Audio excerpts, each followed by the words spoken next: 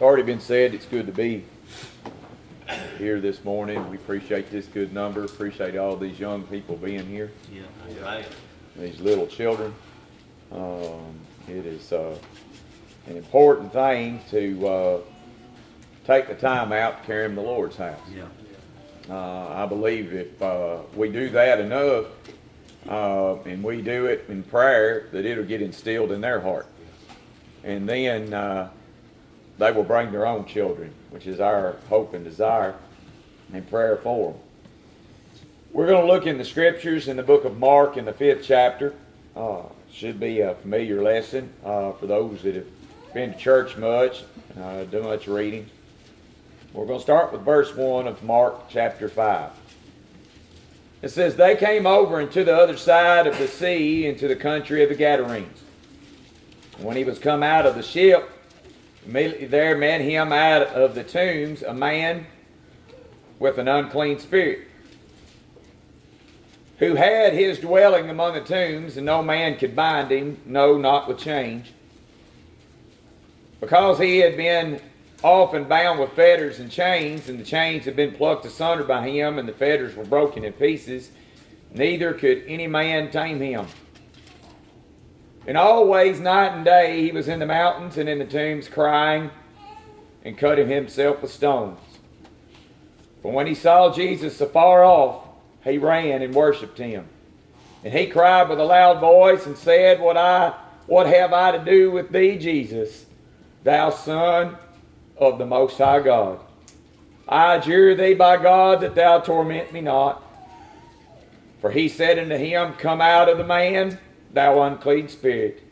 And he asked him, What is thy name? And he answered and said, My name is Legion, for we are many. And he besought him much that he would not send them away out of the country. Now there was nigh unto the mountains a great herd of swine feeding, and all the devils besought him, saying, Send us into the swine, that we may enter unto them. And forthwith Jesus gave leave, and the unclean spirits went out, entered to the swine, and the herd ran violently down a steep place to the sea. And they were about 2,000, and they were choked in the sea. And they that fed the swine fled and told it in the city and in the country, and they went out to see what it was that was done. And they come to Jesus, and see him that was possessed with the devil, and had the legion, sitting and clothed in his right mind, and they were afraid. And they that saw it told them how it befell him that was possessed of the devil, and also concerning the swine. And they began to pray him to depart out of their coast. When he was come into the ship, he had been possessed with the devil, prayed him that he might be with him. Howbeit Jesus suffered him not, saith unto him, Go home to thy friends, and tell them how great things the Lord hath done for thee, and hath had compassion on thee. And he departed, and began to publish in Decapolis how great things Jesus had done for him, and all men did marvel. Now that's the first 20th verses, this 5th chapter of Mark. Mistakes I'm sure I made in reading. We find this individual, as we have approached this lesson at different times, and those times don't help me at all today. And we see a man that was in a bad shape.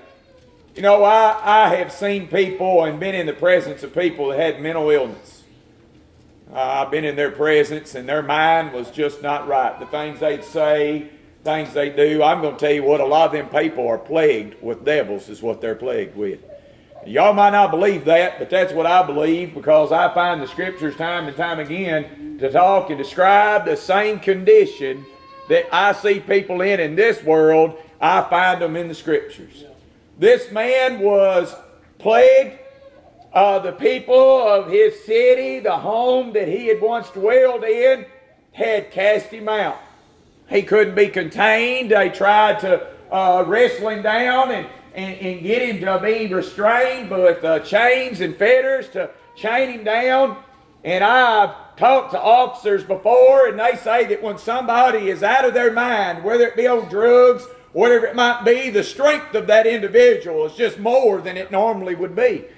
And this man, not in his right mind, the devil plaguing him, he was strong than most men, and they put him out, and he went out, and it says he lived among the tombs. I remember when I was a boy growing up there at Siloam, the cemetery then was just the one behind the church house, and at revival time, we'd be little kids, and they'd dismiss, and they'd still be in there visiting, and we had a game to see how far who was brave enough to run through the cemetery in the middle of the night. Of course, we was out there, as I knew as I grew older, there was somebody out there to hit your feet as you went by to scare you. Cemetery was never a place I wanted to be. That's where the dead people were. There was no life. It just felt uneasiness there. But that's where this man was the only place he wanted to dwell, was among the dead. You know why? Because he was dead in trespasses and in sins as well. Inwardly, he was as dead as the people that were buried in these tombs, that in that area where there was no life, inward in him, there was no life. He was dead. And I want these children to know, and I thought about what Sister Jordan said last night, the good advice that she gave to her daughter. You know, you don't ask questions until you reach that point and you get the right answer, and then, okay, now I'm lost. That ain't how it works. No. You may wonder how it is. You may have a curiosity, but I can assure you that when you become lost, you'll know what it is. I remember that feeling of being carefree, sitting there rolling little cars up and down my leg, and I happened to look up and I heard the preacher say that if you died lost, you'd go to hell. And right then and there, something changed in me. I become dead inside. I didn't think about it in those terms, but I found trouble, and I found a fear that I'd never had before. And no one come around and spoke a word to me. I just knew it. I just knew it. It was just as clear. I didn't ask anybody what it was like to be lost. I can tell you, sitting right there, I knew what it was like to be lost. I knew the fear. And I'm going to tell you what, I can relate to this man because he felt so empty inside, so dead inside. And I felt that way, didn't y'all?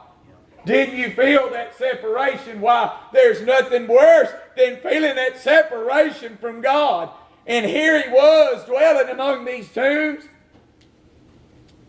Says that nobody can tame him. And verse 5 says, and always, not just part of the time, always night and day he was in the mountains and in the tombs, crying and cutting himself with stones. Always. There was never a moment from the time he encountered this condition that he ever found relief. Once a person is lost and separated from God, there will be no relief till they find the Lord. There will never be a time that they'll ever feel at ease. There will never be a place of pure joy and contentment for them. Just won't be. The book of Isaiah 57, 20 and 21 says, but the wicked are like the troubled sea. When it cannot rest and it casts up its mire and dirt, there is no peace, saith my God, to the wicked. There will never be a time for an individual when they realize they're lost, when all of a sudden that knowledge comes upon them. Whether they admit it or whether they don't, they'll never find rest. Right. My friend that was here just other night, he had went from the time he was 9 years old to 44. In that time, we have laughed and carried on and had big times. In that time, he was able to meet his wife and be married. It's a good day. In that time, he had a son and a daughter. Wonderful day. But he told me about 7 years ago when I talked to him yet again about his soul, he says, even in the best of times, it is miserable because I know I'm not saved. That all those joyous occasions where there should be no trouble in a man's life, or a woman's life, a boy's life, or a girl's life, he still was unsettled. And he found no rest. I'm going to tell you what, that's the way it is for a lost sinner. And my prayer is that unsettling will not just be uneasiness, that it'll be great fear. That it'll rest upon them, and that it'll hover upon them like a dome. That it will weight them down like heavy weights on the inside. And I can assure you, when those weights get too heavy, that even the outward man begins to crumble. That when that inward man begins to suffer, even the outward man begins to crumble, begins to falter under the weight of sin. This man was experiencing this. But then he saw Jesus. It says, and when he saw Jesus afar off. I don't know the heart of anyone here today, but if you ain't looked towards Jesus, you ain't looking in the right direction. You need to be looking for and towards the Son of God. It says that he ran and he worshiped him. When he saw the Lord, now, he might not have ever seen him before. As far as the scriptures point out, he had never laid eyes on him. But when he saw him, he knew this is the one. That there was a presence about the Son of God, that as he walked, that was carried. And I believe this man, he was looking for the Son of God. He had heard it told that there would be a man come into this world. You might say, well, how do you know that? It says he cried with a loud voice, what have I to do with thee, Jesus, thou Son of the Most High God? I'm going to tell you what, he knew that there was one coming, that God's Son would come into this world. And when he come and he fell down before him, worshiping, Lord, what did I have to do with you? What could I possibly do to deserve you coming right here to me? I'm thankful that the Lord, he'll go way out of his way to find a lost sinner. When the world has cast people aside, Jesus still loves the individual. When the world says that they need to be discarded and put away, I wonder how many men and women that are in prison today that their mothers and fathers discarded them. You know, I believe that has a big factor on how a person's life goes, is how their mother and father treat them and mistreat them and abused and neglected. And they go on a path of sin, looking to join up with anything, and they've been discarded by the world. But I tell you, who hasn't discarded their souls? Jesus still looks upon them. And he'll visit them in a jail cell and save them right there as much as anybody on an altar of prayer. Don't y'all believe that? Yeah. I've heard the testimony of a man that was in prison here in Tennessee, and he began to talk about all his sin, all that he had done wrong, how he even said he was the chiefest of all sinners, but yet God sent a man into that prison to preach to them the good news of Jesus Christ. And one night that gospel got a hold of him. He said, and I couldn't rest. He called it Holy Ghost conviction. He said, and I rolled and I tumbled all night long.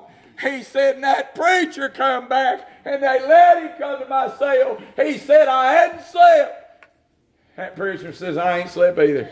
He said, and I got down to that floor. He said, and that preacher didn't save me. He said, God saved me. He lifted him up and he began to preach and to teach others. He was even let out of prison. He said, I ain't no way I should have been let out of prison. He said, and they let me out. And he said, I'm telling people about the good news of Jesus Christ. What a powerful testimony that man had. And he found the Lord. I'm going to tell you, you might think your children are too far gone. They ain't out of his reach. He said, don't torment me.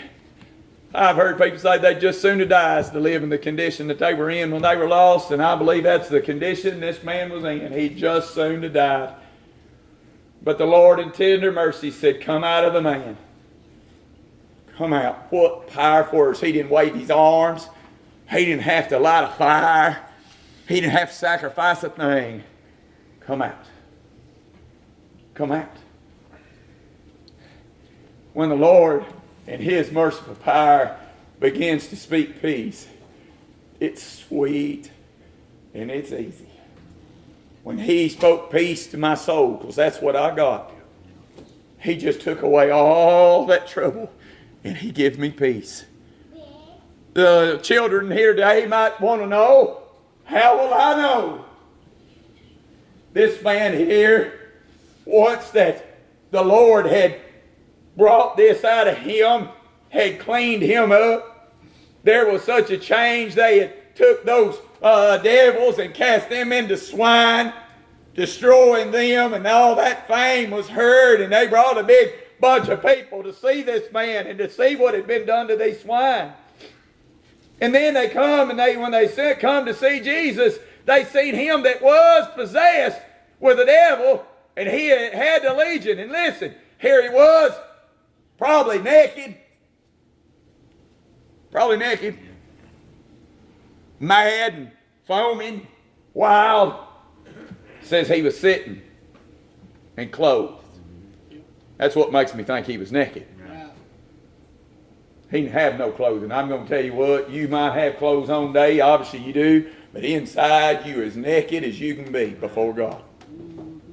And here we find that he says he was clothed and in his right mind, and they were afraid. There was such a change that took place to this man on the inside, it had effect on the outside. I can assure you that when the Lord saved you, when you have fully surrendered and you put your trust in Him, that He will not leave you wondering if you've been clothed or not. He will not leave you in doubt. He will give you that feeling of peace in the depths of your soul. You ain't got to worry about it. You trust the Lord, and I can guarantee you He'll take care of letting you know. I used to wonder about that myself. How will I know? I can remember a time, I can just see me. We was people on the altar and the service was going on. It was a day service, and some of us back there talking, and a bunch of our friends had went up to the altar the first time that service. And I said, I think I'm going to go up to the altar tonight. Now, I wasn't no more lost than nothing. But I thought, well, all my friends up there, and it just crossed my mind. Well, by that night, I never thought another thing about that. You know why? I wasn't lost. If you ain't lost, and God ain't let you know you're lost, you ain't got no business here. You have nothing to seek Him for the salvation of your soul. You might want to be saved, but I can assure you, you can't be till you're lost. And once you're lost, then and there is the time to seek God. That is the time to begin to call upon His name, to be asking the Lord and begging Him. This man cried out with a loud voice. You can't be ashamed to call out, but I can assure you, He's looking upon your heart. My same friend's dad said he realized he was lost in the outfield of a baseball game. Standing out there at a game when the Lord let him know he was lost. It won't necessarily be at the church house when you realize you're lost. I can remember my daughter, we was down at Union Camp in Revival, and we was getting ready. It was a late afternoon, trying to get ready to go to the Lord's house, and all of a sudden I heard her crying and a squalling. I thought, what has she done? What's broke? And then I looked at her, and I knew what was broke. It was broke on the inside. Was broke on the inside. I knew by her countenance, I knew by her body posture, by everything about her. I said, what is it, honey? She said, I'm lost. I said, how do you know? When did it happen? She said, when I walked into my room. Just like that. Walking into play, walking in carefree, and that quick a time, that's when you'll know you're lost. It'll happen just that quick. But the opposite is also true. When you have given everything over to Him, you've given it all up, and you've trusted the Lord. It might be 30 years or it might be 30 minutes. But I'm going to tell you what, 30 minutes feels like a long time when you're lost. And when you've given it all up, when He's done with that surgery, when He's done with that work of applying His blood through the Holy Spirit of God to your heart, cleaning it up, making it white and as pure as Christ is Himself, you'll feel that. You won't have that happen and walk around and think, I don't know. I don't know. You'll know that something has changed. You'll know something has changed. Now, I can assure you the devil will be right there to tell you 1,000 lies. He told me I fell asleep. Oh, you just fell asleep. Just fell asleep. You still need to be seeking the Lord. I have had people hear their testimony. They went for years. The devil told them, you just fell asleep. You know, it's a pretty good lie he tells and convinces us, especially little children. But I can tell you, when I come to myself, waking up and realizing and started to try to pray, I couldn't pray the same. That fear and that trouble and that dread of dying, it was not there anymore. All I felt was peace inside. There was a change that had been made. I didn't know how to describe it as a little boy. I didn't know to use the words peace. I didn't know to use the words that the trouble was gone. All I knew was the Lord had saved my soul. That's what I knew. And I went along in life. I was 9. About 11 years old, I got scared one night. Devil working on me. He said, you didn't get nothing. You fell asleep. And he had me rolling and tumbling. I went down. I went in there, got my mom and daddy. I said, I don't know. And we got out on the floor and we started praying. And he kept taking me right back to that same spot. Taking me back to the same spot. And when I get down and thanking God for saving my unworthy soul at 48 years old, He takes my heart and my mind to one spot. That's all I got. That's all I got. He changed the course of my life that day. Changed the course of everything that I have to worth to speak of is what He's done on the inside of me. But these people here, when they saw this change in this man, why, they were afraid. He wasn't the same man anymore. He wasn't the one that they had grown accustomed to. I'd say there's been a few hard sinners that got saved as they got a little older, and when the Lord saved them, they weren't the man they were before. And the people that they used to run with said, this ain't the man we used to be with. There's a change in him. They felt more uncomfortable around him, because they talked about the Lord. They felt more uncomfortable around them because they told them they'd been saved. You know, and that split a lot of friends over time. You know why? Because they're afraid of something they don't have. It's a very good indication that they don't have it, or they'd be thankful for the person that's been saved. They wanted him to leave. Davis is tore up. And that man wanted to go with the Lord. I don't know that I was ready to go on to heaven that night, but I was floating pretty good. I was floating pretty good. Everything looked brighter. Even my older brother looked good. And we fought all the time. He's the first one I looked up and I saw, and he just looked so good to me. He looked just like he looks right now. But the inside of me was cleaned up, and it made everything else look a whole lot better. I don't know how ready I was to go on with the Lord that night, but the older I get, the more I want to go and be with my Lord. He wanted to go on right then. This man that had delivered him from this misery and this pain, he said, I want to be with you. He said, not so. He had some work he wanted this man to do. You know that? The Lord don't save anybody just to keep them out of hell. He's got some work He wants them to do. We find here that it says, go home and tell to thy friends, tell them how great things that the Lord had done for thee, and hath had compassion on thee. He said, I want you to go back home, and I want you to tell them what I've done for you. I want you to tell them what I have done for you. Have you got anything? Have you got a time and a place that you have that you can go tell about? Y'all got one of them? Do you have a time and a place? I wonder sometimes about some people. I aggravate my daddy. I don't think I've ever heard his true testimony. I've heard him tell about others. I know he got saved when he was a 13-year-old boy. And they tell me that he passed right over in here on the altar there at Siloam. But I've never heard him tell it. I said, Daddy, we begin to wonder if you've got one. He said, don't you worry, I've got one. I said, well, your boys would love to hear it. Your grandchildren would love to hear it. I'm going to tell you what, the Lord would love to hear it.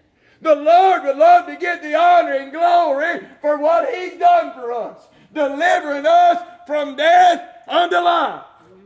And your friends need to hear it. Your children need to hear you testify in the Lord's house. They don't need to just think that you're saved. Well, yeah, I've heard it, them talk a little about it. They need to hear you declare what the Lord has done for your soul. The Scriptures teach me, I find it over here in the book of Psalms, in the 66th chapter and verse 16, come and hear all that fear ye that fear God, and I will declare what He hath done for my soul. Oh, how I wish that would burn in the depths of our heart, that we would have just such a love and such a desire. One of the prophets said one time, well, I'm not going to talk about Him no more. I'm not going to speak in His name anymore. He said, but that fire began to draw and began to kindle within me, and He could not contain. My prayer is God gets a hold of Friendship Church. He gets a hold of every saved individual and every Lord's church, and He lights a fire within our soul that we would declare the good news that others might hear. Don't y'all got something to tell? Lord have mercy. We need to be hollering it from the highest peaks of our life. The Scriptures say in Psalms 107 and 2, let the redeemed of the Lord say so, whom He hath redeemed from the hand of the enemy. That redeemed is to be purchased, to be paid off, the debt paid on your behalf. I'm going to tell you what, we need to be telling. We need to be telling what the Lord has done for us. Your children need to hear it. Say, well, but the Lord don't impress me. Well, why is that? Let's blame the Lord. Let's just blame Him. It's your fault that I don't ever feel like testifying, Lord. If you just knock on my heart, why, surely I would. Yeah, let's try that. Let's blame the Lord for it. Well, I'm shy. You ain't the first shy person the Lord's ever saved. There wasn't a shyer person in this world than Josh Ellis down at Goodwill. I mean, that boy, you couldn't get him to carry on a conversation with you. I tried to talk to him about sports, about school, about fishing, and he'd just stare at me, paralyzed. Go and talk to him about his soul, and tears just run down his face, stone-faced. Not a word would he say. When he finally made a move, you know when he would come to the altar? When we all bowed down to pray, he'd sneak up here. So nobody would see him come up. And when he got up, he'd just slip out the side just as quick as he can. I've never seen a sinner move any quicker than him. But then the Lord come along one Thursday night. And that young man was laid under the altar who wouldn't say shoo to the flies. And he come up and I was standing about in the middle, hadn't done a thing. He come up to me, he said, you ain't got to worry about me no more. And he ain't hushed since about what God has done for his soul. Probably testified 3 times that night, and continually through the meeting, he apologized for never saying anything. But he couldn't contain because God had saved his soul. So I'm going to tell you what, ain't nobody here any shyer than that boy was, any more backward than what he was. But I'm going to tell you what, God made the change, and he couldn't contain for what God had done for him. I'm going to tell you what, if we're ashamed to tell it, then he might be ashamed of us. Yeah, that's right. So, well, I thought that's just talking about sinners. No, they ain't just talking about sinners. The Lord wants us to confess. Let's see here in the Scriptures. Romans 10:10 says, for with the heart man believeth unto righteousness. The world's got this notion that if you come down and repeat a prayer after me, or do this or do that, and then just confess with your mouth that Jesus is the Son of God, that's enough. Well, that's just hogwash. Ain't nothing to that. It ain't, because I can tell you that man there in the Gadarenes didn't do that. He said, for at the heart man believeth unto righteousness, with the mouth confession is made unto salvation. Now, a lot of people will take that word unto and say, well, it took that to truly get saved. I believe that once a person is saved, then they have something to confess. You look at the word in the old language, it's indicating a point already reached. Think about that for a minute. They ain't trying to reach salvation. They done reached it. They've done found it. And he wants us to tell about it. He wants us to let the world know about it. So, boy, the preacher is wanting to testify and make him bad. I'd love to hear a good old-fashioned testifying meeting. One that don't stop. One that don't get a wrench stuck in it. And that's been happening right here. That means to me somebody's holding out on God.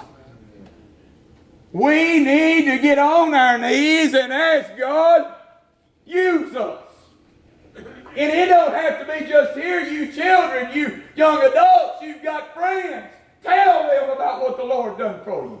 Tell them about a time and a place that the Lord saved your soul. You might say, well, they won't understand. They'll know there's something to it. I heard a sister say one time that we may be the only gospel that anybody ever reads. Think about that for a minute.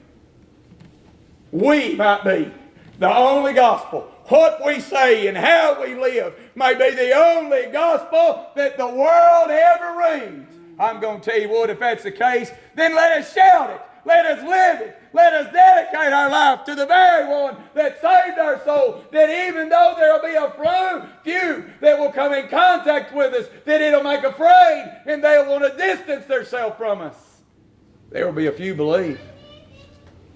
I'm in it for the few, ain't you? I want to see them all saved. But if I could preach to 1,000 and only 10 got saved or one, I can tell you what, it'd be worth every effort to see one. But I ain't going to discard and not do for the one because the other 999 don't want to hear. I'm going to ask you to search your heart between now and tonight and the rest of these services. And I'm going to ask you to search your heart and do as God has commanded you to do, and tell thy friends of the good deeds that he has done for you. Tell, not only in this church house, but among who you work with, the good news of Jesus Christ. Tell of that your children can grow up knowing what it is that you are, and that what you are is what's the inward part of you. Let it be known. First thing I think of when they tell me that somebody older I've watched grow up all my life and watched them, first thing I think of when they tell me they died is I think about their testimony. I think about where I've heard them tell that they got saved by the grace of God. I had somebody tell me kind of offhanded one time, says, you just one of those preachers, all you got your testimony. If it wasn't for my testimony, I wouldn't have nothing. That's right. And far be it from me to go to any corner of the earth and try to declare God's word that they wouldn't know where I got saved and where He delivered me from life or from death unto life. Some of you may leave this world before me and you'll just be a few steps ahead because I'm right behind you. But I want these little boys and girls, if God had given me a long life to preach His word, when you hear that I've left, I want you to think about a place over in Bethpage called Rock Bridge, Missionary Baptist Church, and a little spot about right here on the motor's bench that a 9-year-old boy was saved by God's grace. And that is what I'm dependent on, and I thank God for it. Yeah. If you don't have that, you know you're lost, you're troubled, you ain't got that, you better be a hunting it. Right. You better be a seeking it. Say, well, but this person ain't here and that person ain't there. I'm going to tell you what, it gets down. I don't care if there's all your loved ones all around you. It'll get down to you and the Lord. Right. You'll have to give every one of them up. You'll have to give them all up.